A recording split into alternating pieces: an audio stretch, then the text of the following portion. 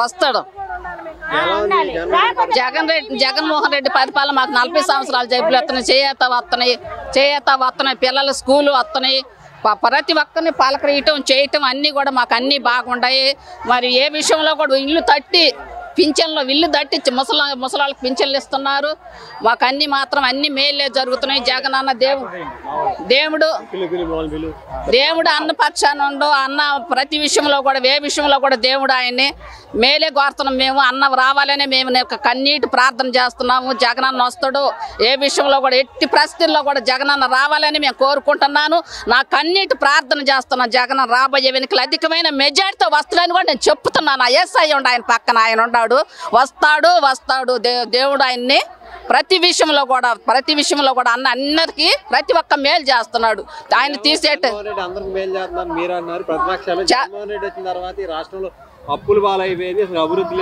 ఎవరెన్నెన్నో చెప్పుకుంటారు, ఎన్నెన్నో చంద్రబాబు అంటాడు. చంద్రబాబు భయంలో మాకు లోన్ పెట్టి మాకు తీసేశారు. మాకు లోన్ పెట్టి తెలుగుదేశంలో లోన్ పెట్టి మాకు లోన్ ఛాన్స్ లోన్ తీసేశారు. మా ఊర్లో తీసేశారు వాళ్ళకు. మేము ఎందుకంటే ఇటు జగన్కి వెళ్ళి ఉండామని మాకు తీసేశారు. పెట్టిన లోన్ ఛాన్స్ 9 లోన్ తీసేశారు. మరి ఇంకా అట్టోళ్ళని మనం ఏమనుకోవాలా? వాళ్ళే పంచుకుంటారు, వాళ్ళే తీసుకుంటారు, వాళ్ళే చేస్తారు. అట్ట కాకుండా ఒక మన కుల మతం అని లేకుండా ప్రతి ఒక్కరిని పేద కుటుంబాలు పైకి లేపుతుండే జగన్ అన్న. పేదోళ్ళు ఇప్పుడు పేదోళ్ళని చూడటానికి లేదు, చిన్నవాళ్ళు పెద్దోళ్ళు ఇప్పుడు రోడ్ల మీద కొనుక్కునే వాళ్ళు ముసలి వాళ్ళకు కూడా ఒక పింఛన్లని తిక్కలోళ్ళని కానీ ముసిలోళ్ళు కానీ ఎట్టోళ్ళని కూడా పలకరిస్తాడు. దేవుని బిడ్డ కాబట్టి దేవుడు అందరినీ పరామర్శిస్తాడు. రాబోయే ఎన్నికల్లో జగన్ గారే వస్తాడు. ఏసఐ ఆయన పక్షాన ఉంటాడు, వాళ్ళ కుటుంబం పక్షాన ఉంటాడు. అంటారు అయితే మనం ఏమి అనకూడదు, మనం నోటుకుండా ఒక మాట అనకూడదు. వచ్చేది జగన్ అన్నే, వచ్చేది ఏ విషయంలో కూడా ఏదేమైనా కూడా జగన్ అన్నే వస్తాడు. ఎన్ని పరిస్థితుల్లో కూడా ఏ పరిస్థితి తెల్లవారుజాములు అయితే ప్రార్థన ఎక్కడ పట్టినా కూడా జగన్మోహన్ రెడ్డి వస్తాడు. జగన్మోహన్ రెడ్డిని గద్దె దించడం నా లక్ష్యం షర్మిల అంటుంది. షర్మిల అంటదిలే, ఆ అమ్మాయి తెలిసి అంటదో తెలియకంటే ఒక పాస్టర్ మామ. మరి దేవుని ఎరిగిన బిడ్డ అన్నని అనకూడదట, మరి అంటుంది. మరి ఏం చేద్దాం? ఇట్టే కుక్కలు పోతా ఉంటే మరిగే ఎన్ని కుక్కలు ఉంటాయి. ఇంకా ఆమె అట్ట చెబుతుండే ఆమె అట్ట మాట్లాడుతుంది. ఆమె కూడా అందో అంటే ఇంకా మాట్లాడుతుంది. ఆమె కూడా కొంత అన్న మీద అభిమానం ఉంటుంది. కానీ మాట్లాడకపోతే ప్రభుత్వంలో మాట్లాడకపోతే ఎట్టుంటుందనే బాధ ఆమెకు ఉంది. కానీ ఆమె కూడా ఒక పాస్టర్ అందో. ఈ జనాన్ని బట్టి ఆమె అంటమే అంతే. ఆమె మాట్లాడాలంటే అన్నదమ్ముడు కాదా, ఏదైనా ఒక రూపీని ఒక పక్కన ఆయన ఉంటుంది. కాకపోతే ఈ ఓట్ల ఎలక్షన్లో నిలబడంత మాత్రాన ఆమె అన్నను వదులు కాలేదు, మాట్లాడకుండా ఉండలేదు. జనంతో అట్ట మాట్లాడుతుంది. రక్త సంబంధం ఎవరు వదులుకోలేరు. ఎవరు వదులుకుంటారా? వదులుకోలేరు. అవుతాడు, ఆయన పక్షాన్నే ఉంటాం. ఎందుకు ఓటేయాలనుకుంటున్నారు మళ్ళీ మీరు? ఎందుకు ఓటంటే ఆయన మాకు అన్ని మేలు చేస్తున్నాడు. మాకు అన్ని ప్రతి ఒక్కటి కూడా అన్ని ఇస్తున్నాడు. ఒక పేద ఒక కుల మతాన్ని లేకుండా అందరికి అన్ని ఇస్తుండవు. రాబోయే ఎన్నికలు అన్నే రావాలి, జగన్ అన్నే రావాలి. అంత ఇది అన్న మరి ఎక్కడ పోయినా కూడా దేవుడు ఆయన ఎల్లవేళలా ఆయన కాచి కాపాడాలనే మేము ప్రార్థనలు చేస్తున్నాము. దేవుడు వస్తాడు. రాబోయే ఎన్నికల ప్రతి ఒక్క కుటుంబం కూడా అన్న కొరకు మేము ప్రార్థనలు చేస్తున్నాము. ఆయన వస్తాడు. అది జగన్మోహన్ రెడ్డి అధికారంలో వచ్చినాక మీకు ఈ గవర్నమెంట్ నుంచి ఏమేమి పథకాలు వస్తున్నాయి?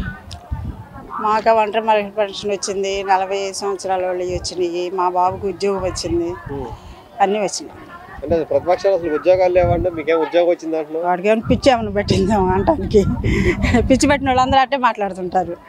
అది అంటే జగన్మోహన్ రెడ్డి వచ్చినాక అసలు విద్యా వ్యవస్థ మొత్తం సర్వనాశనం అయిపోయింది లోకేష్ అంటున్నాడు. ఇక లోకేష్కి పట్టిందేమో పిచ్చి, జగన్కి ఎందుకు పట్టింది? లోకేష్కి పిచ్చి పెట్టి పిచ్చి మాటలన్నీ మాట్లాడుతూ ఉన్నాడు. విద్యా సంస్థ, అమ్మఒడి అన్ని పథకాలు పెట్టి చాలా మంచిగా చేస్తున్నారు కదా జగనన్న. మరి అది ఓరవలేక మాట్లాడేవాళ్ళు కొంతమంది ఉంటారు, కొంతమంది ఏమో మంచిగా చేస్తున్నారు అని అంటారు. మంచిగా చేసే వాళ్ళ మీద రాళ్ళు విసరటం అనేది కూడా కరెక్ట్గా ఉంటుందిగా. అది అంటే జగన్మోహన్ రెడ్డి వచ్చిన తర్వాత అసలు ప్రజలకి ఇళ్ల పట్టాలు ఏమి ఇవ్వట్లేదని ప్రతిపక్షాలు తీవ్రంగా ఆరోపిస్తారు. ఇవన్నీ ఏందండి ఇళ్ల పట్టాలు కాదు, ఇప్పుడు ఇచ్చేది కూడా ఇళ్ల పట్టాల గురించే కదా. ఇవన్నీ రాళ్ళు వేసిన ఇవన్నీ కూడా ఇళ్ల పట్టాలకు సంబంధించినవి కదా. జగన్మోహన్ రెడ్డి సెంటే ఎత్తున్నాడు, నేను అధికారంలోకి వస్తే 2 సెంట్లు ఎత్తున్నాను చంద్రబాబు నాయుడు అంటున్నాడు. అది వరకు 14 సంవత్సరాలు ఉన్నప్పుడు 2 సెంట్లు కాదు 3 సెంట్లు అయినా ఇవ్వచ్చు కదా.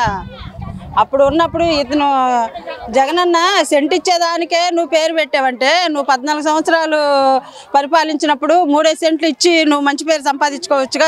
ప్రజల కోసం నేను పాటుపడుతున్నాను, ప్రజల కోసం నేను నా త్యాగం చేస్తున్నాను అనేది చెయ్యొచ్చు కదా. అప్పుడేం చేశాడు ఇప్పుడు అనకపోతే? జగన్మోహన్ రెడ్డి ప్రజలు దోసుకుంటున్నాడు అన్నాడు లోకేష్. ఆయన దోసుకొనే కదా అరగతి పట్టింది. ఏం దోసుకుంటున్నాడు?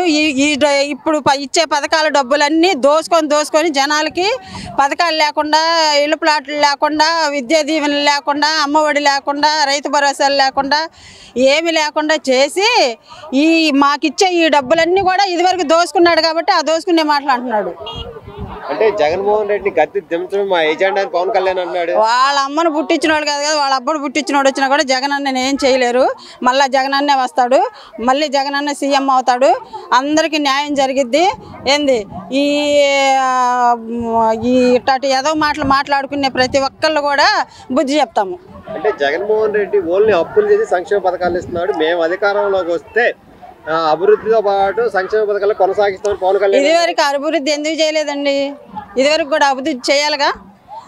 మరి 14 సంవత్సరాలు చేసినప్పుడు అభివృద్ధి దేనికి చేయలేదు? ఇప్పుడంటే అప్పుల పాలు చేశాడు. నువ్వు అభివృద్ధి చేయకుండానే అప్పుల పాలు ఎందుకు చేసావు? నువ్వు కూడా అభివృద్ధి చేసి అప్పుల పాలు చేయొచ్చు కదా. నువ్వు అభివృద్ధి చేయకుండానే అప్పుల పాలు చేసావు కదా. మరి అభివృద్ధి చేసేవాడు అప్పుల పాలు చేశాడంటే ప్రజల కోసం అప్పులు చేశాడేమో. ప్రజలకే పెడుతున్నాడు కదా, ప్రజల సొమ్ము ప్రజలకే పెడుతున్నాడు. ప్రజలు సొమ్ము దోచుకొని నువ్వు తిని ప్రజలకి అన్యాయం చేయకుండా దోచుకున్నాడు అని మాట్లాడతాం, అది కరెక్ట్ కాదు. అంటే మీ లోకల్ ఎమ్మెల్యే బాలినేని శ్రీనివాస్ గారి పనితీరు ఎలా ఉంది? బ్రహ్మాండంగా ఉంది.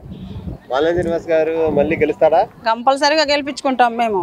ఎందుకు అంటే ఆయన మంచి పనులు చేస్తున్నాడుగా, ఆయన ప్రజల పట్ల అంతా బాగానే ఉండారుగా, ఇంకెందుకు? అంటే 24 ఎలక్షన్లో జగన్మోహన్ రెడ్డి గారు సింగిల్గా వస్తున్నాడు, ప్రతిపక్షాలను కట్టకట్టకు వస్తే జనాలు ఎవరి వైపు ఉంటారు? సింహం సింగిల్గానే వచ్చిద్దండి, పందులు గుంపుగా వస్తాయి. కాబట్టి జగన్ అన్న సింగిల్గా వస్తున్నాడు కదా, సింహం కాబట్టి సింగిల్గానే వస్తాడు, సింగిల్గానే గెలిపిస్తాం మేము అందరం కూడా జగన్ అన్న పక్క నుండి ఆయన్ని మళ్ళీ సీఎం అని చేసుకుంటాము. ఎందుకంటే ప్రజల నాయకుడు, ప్రజల్లో నుంచి పుట్టాడు ఆయన కాబట్టి ఆయన కోసం మేమందరం పాటుపడతాము. ఆయన వెనకుండి మేము ఆయన్ని ముందు పెట్టి మేము వెనకుండి నడిపించుకొని ఆయన మళ్ళీ సీఎం అని చేసుకొని మేము మా దేశాన్ని, మా రాష్ట్రాన్ని బంగారం రాష్ట్రంలాగా తీర్చిదిద్దుకుంటాము.